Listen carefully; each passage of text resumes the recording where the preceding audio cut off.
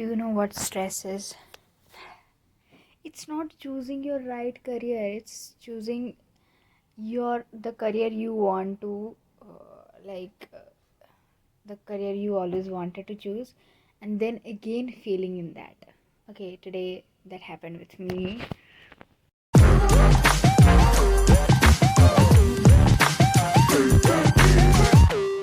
तो आज हमारा एग्ज़ाम था. I gave my first semester in the history honours subject, and आज कोर 1 था और कल छोड़ के परसों मेरा कोर 2 है.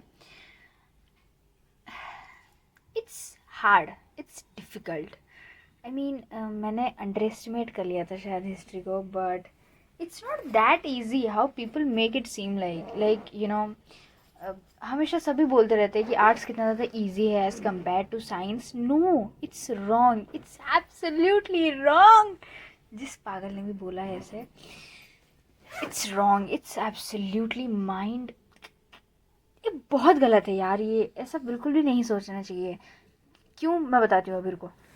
Right, so the reason behind what I said now कि आर्ट्स इज़ डिफ़िकल्ट इज़ क्योंकि पता है हमारे ना साइंस में जब मैं 12th मेरा साइंस था ना, तो मैंने जब पढ़ा था science, so there was a pressure.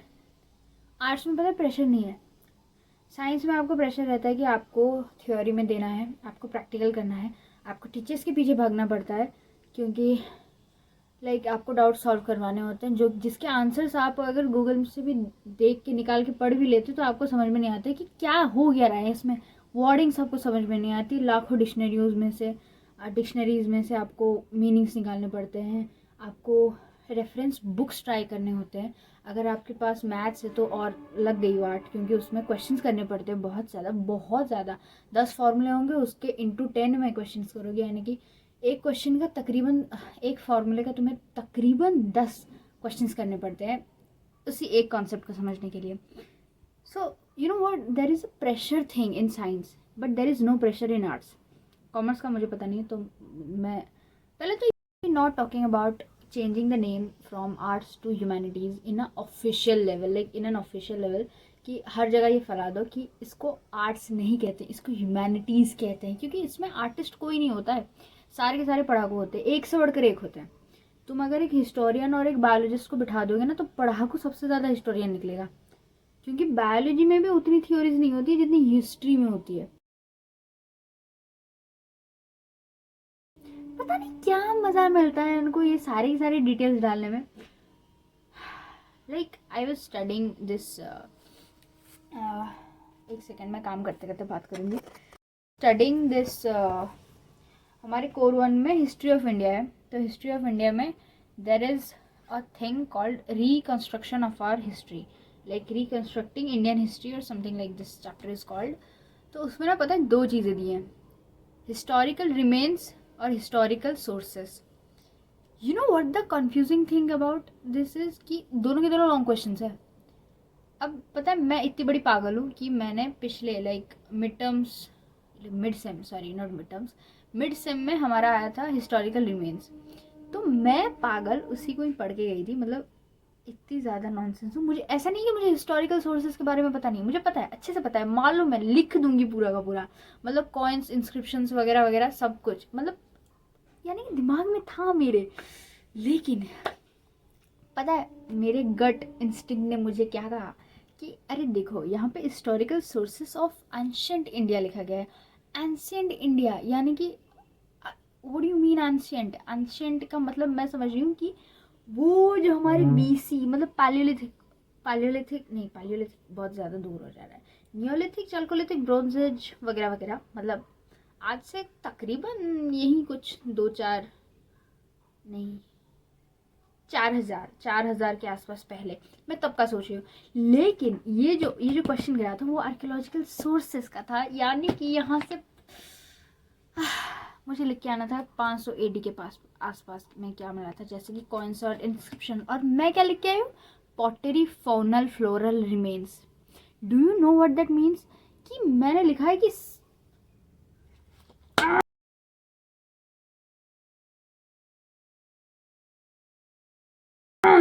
I am such an idiot कि मुझे मतलब इतनी ज़्यादा शर्म आ रही है खुद पे कि एक तो अपने पसंद का कैरियर लिया, उसके बाद मैंने अपने पसंद के कैरियर के मतलब पहले ही सेमेस्टर, पहले ही एग्ज़ाम में हम फेल हो गए आए हैं।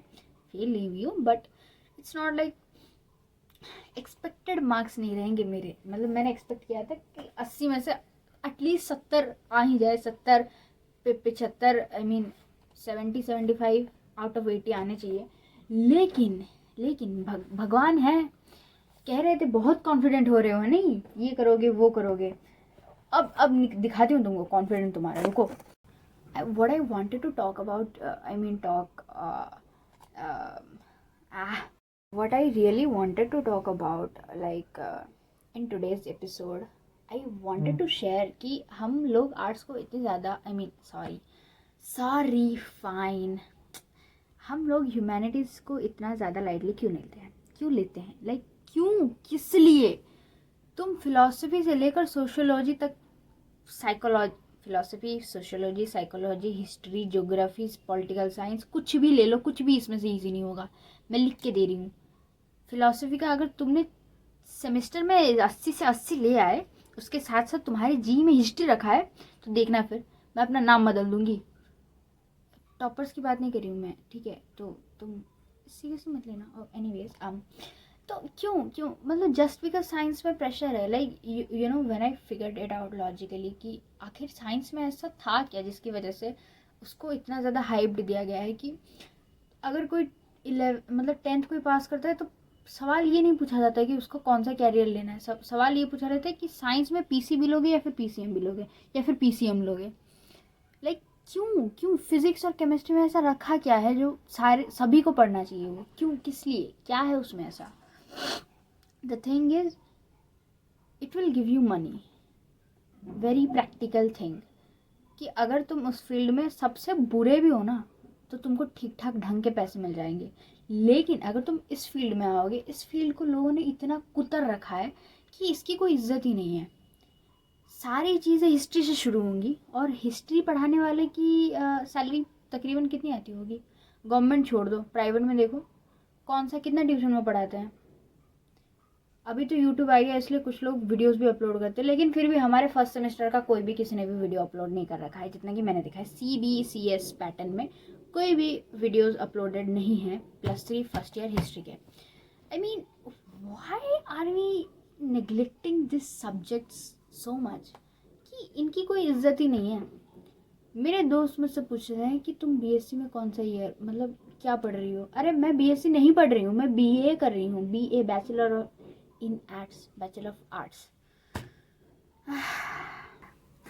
क्या मिलता है लोगों को इतना ज़्यादा, मतलब इलॉजिकली चीज़ों से डील करने के बाद क्या मिलता है?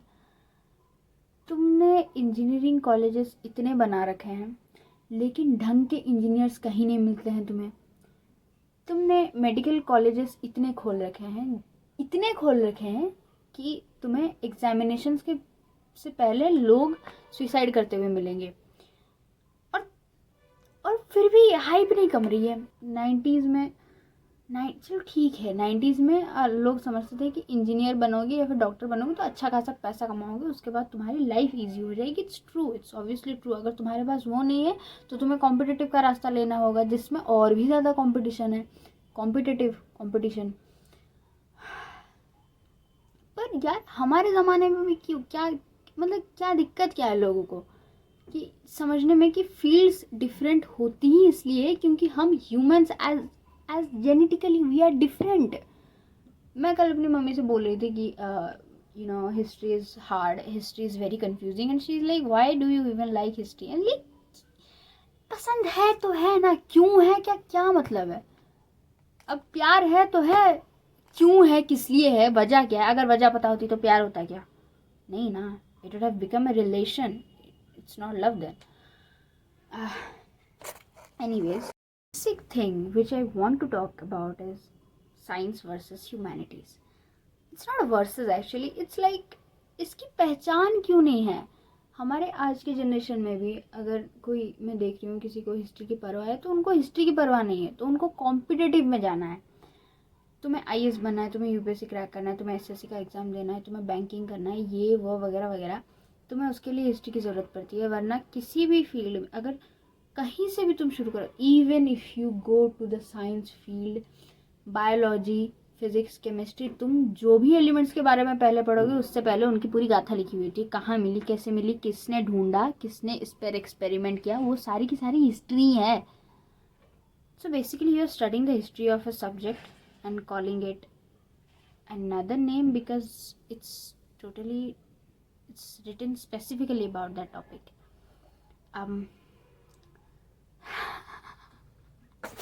Okay, fine. Am I creating a controversy here? Because मुझे हंसी आ रही है अपने खुद के डेफिनेशंस पे कि हम इतने ज़्यादा मैं खुद भी एक साइंस की स्टूडेंट रह चुकी हूँ, तो मुझे बेसिकली डिफरेंसेस बहुत समझ में आ रही है.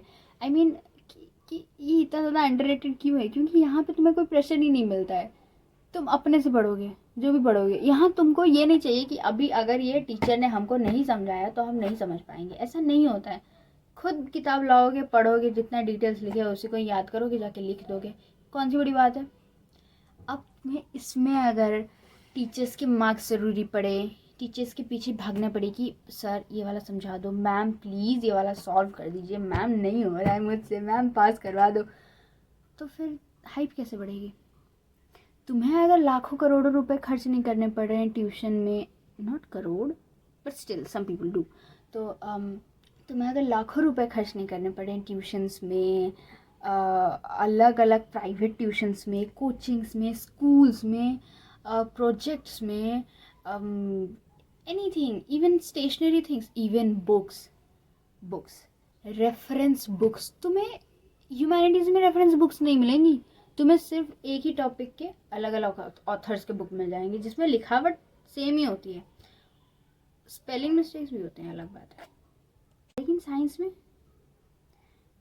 तुम 9th का साइंस बुक उठा लो, 9th का कंपेयर करते हैं, ठीक है. 9th का एसएससी बुक ले लो, एसएससी का रेफरेंस बुक उठा लो, तुम्हें 4 सब्जेक्ट्स के एक ही में मिल जाए, मतलब 4 पार्ट्स है उसके एसएससी में, history, geography, political science and economics. 4 अलग अलग एक ही बुक में. इतनी मोटी बुक होती है वो, मुझे नहीं पता, मैंने बहुत नाम नहीं पता है उसका, ठीक है. रेफरेंस बुक्स साइंस की उठा लो, सीबीएसई की इतनी पतली बुक होगी, इससे थोड़ी मोटी होगी, इतनी उसकी बुक की लेंथ इतनी होगी. रेफरेंस बुक उठा लो, इसका 3 डबल 4 डबल साइजेस इतने की होगी. पर बुक 500 रुपया, 1500 रुपया तुम्हारे रेफरेंस बुक में जा रहा है.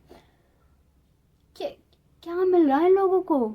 ऐसा हिस्ट्री की किताब, ये मेरी +3 फर्स्ट ईयर की कोर 1 की हिस्ट्री बुक है, ठीक है. कोर 1 लिखा गया है, core paper 1, if you could see.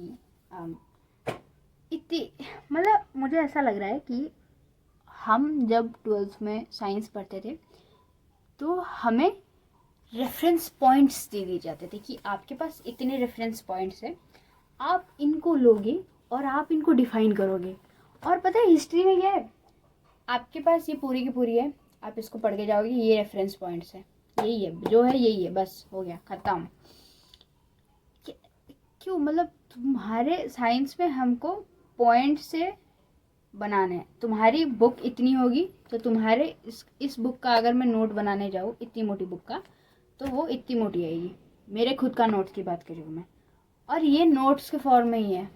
Like it's all written in points here, not points but paragraphs which are equal to points. My point of doing such bizarre conversation with you is, please अगली बारी अगर तुम्हें कोई भी बोल रहा है कि आर्ट्स या फिर ह्यूमैनिटीज़ ईजी है, उसमें कुछ नहीं रखा हुआ है, उसमें क्या ही पढ़ना होता है, भैया पढ़ ले आकर खुद.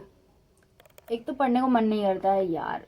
This is the very biggest problem कि अगर आप साइंस या हिस्ट्री साइंस से अगर आप ह्यूमैनिटीज़ में जम मार रहे हो तो आपको मन नहीं करता है पढ़ने को. आपको सारी चीज़ें इजी लगने देती है. यहाँ पढ़ना ही तो है, एक बुक ही तो है, इसका 3 डबल हमने एक रात में ख़त्म कर रखा, कौन सी बड़ी बात है. मैं केमिस्ट्री एग्ज़ाम की बात करी जिसमें मैं पूरे साल फेल हुई हूँ और एग्ज़ाम के दिन ही मैं पास हुई हूँ. भगवान जाने, लाख लाख शुक्र कि मैं पास हो गई. तो आपके पास प्रेशर नहीं है. इस बुक को पढ़ने में क्या प्रेशर है, स्पेशली रीडर लाइक मी. मैं एक एविड रीडर नहीं हूँ, मैं रोज़ नहीं पढ़ती हूँ, लेकिन मैं जब पढ़ती हूँ तो मैं पूरा बुक ख़त्म कर देती हूँ। तो ये क्या क्या है इसमें पढ़ने के लिए?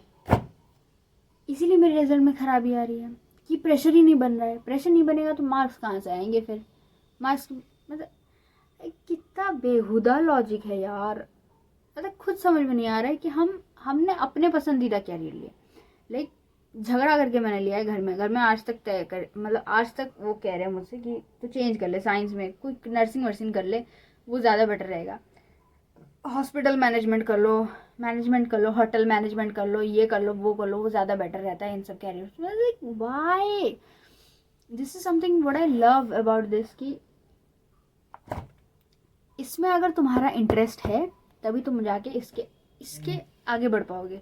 अगर इसमें तुम्हारा इंटरेस्ट नहीं है तो तुम ये कॉम्पिटिटिव के लिए भी यूज़ नहीं कर पाओगे, क्योंकि इसमें जितनी डिटेल्स लिखी है ना, ये इसकी 100 गुना डिटेल्स हैं जो तुम्हें खुद से फाइंड करनी होती है, और वो भी वेबसाइट से नहीं, किताबों से, जो कि इजीली अवेलेबल्स भी नहीं होती है, मतलब अवेलेबल भी नहीं होती है। सो या प्लीज़ अगली बार अगर कोई कहता है कि आर्ट्स इजी है, या फिर उसको पहले तो ये बोलना है कि उसको आर्ट्स बोलना बंद करो, वो ह्यूमैनिटीज़ है, वो आर्ट्स नहीं है, और वो इजी भी नहीं है। वो इजी इसलिए लग रहा है क्योंकि वो पढ़ा ही नहीं है किसी ने ढंग से। ठीक है, तुम साइंस को जितना पढ़ोगे वो तुम्हें उतना ही उलझाएगी। वैसे भी आधे से ज़्यादा साइंस तो बायोलॉजी ज्योग्राफी में घुसी हुई है। ज्योग्राफी और हिस्ट्री को हटा दो, तुम्हारा हर सब्जेक्ट उड़ जाएगा एकदम। ज्योग्राफी नहीं होता तो तुम्हारे पास केमिस्ट्री और बायोलॉजी नहीं होती, और हिस्ट्री नहीं होती तो फिज़िक्स के फॉर्मूलेज आते कहाँ से फिर? रिटन डॉक्यूमेंट्रीज हिस्ट्री तो है। अब अगर किसी को ये बातें समझ में नहीं आती है तो मैं इसका क्यों ठेका लूँ? तुम्हें समझ में नहीं आती, तुम्हारा दिमाग कमज़ोर है, मेरा नहीं है। फंडे क्लियर रखो मेरी तरह। मेरे क्लियर नहीं हुए अभी तक, but still I am trying to. So yeah that's it for today. मेरा लैम्प डिम हो रहा है, but anyways if you like this video make sure to like this and comment down below कि तुम्हारे थॉट्स क्या हैं इस पर। अगर कोई थॉट्स नहीं है, बस ऐसे ही फ्री मतलब टाइम पास के लिए वीडियो देख रहे हो, तो कोई बात नहीं, वीडियो तो देख लिया ना, अच्छी बात है, good, very good. Thank you very much for watching this till now, और मिलते हैं अगली वीडियो में। तब तक के लिए सावधान रहें, सतर्क रहें, प्लीज़ अपना ख्याल रखें, क्योंकि किसी को आपकी परवाह हो ना हो, खुद की परवाह खुद करने लगो। सो एनीवेज या सावधान रहे, सतर्क रहे, मिलेंगे अगली वीडियो में, तब तक के लिए चलते हैं, राधे राधे।